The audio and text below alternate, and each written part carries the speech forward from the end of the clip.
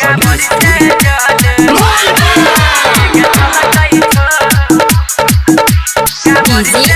studio धीरे धीरे चल छोड़ी तू हो देवा घर बड़े दूर चाहे सुने बाबा के नगर धीरे धीरे चल छोड़ी तू हो देवा घर बड़े दूर चाहे सुने बाबा के नगर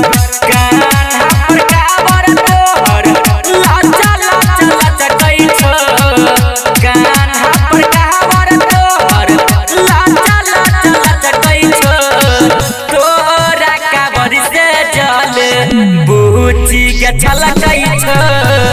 तोरा काबर से चल बुची के छलकै छ तोरा काबर से चल रिकॉर्डिंग बाय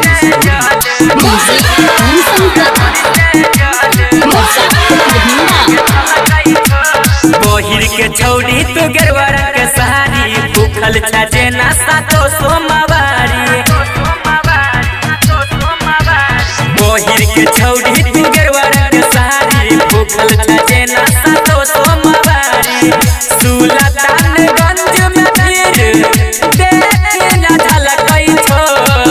सुल्तानगंज में फिर देख ना झलकै छो तोरा काबर से चल बुची के झलकै छो तोरा काबर से चल बुची के झलकै छो तोरा काबर से चल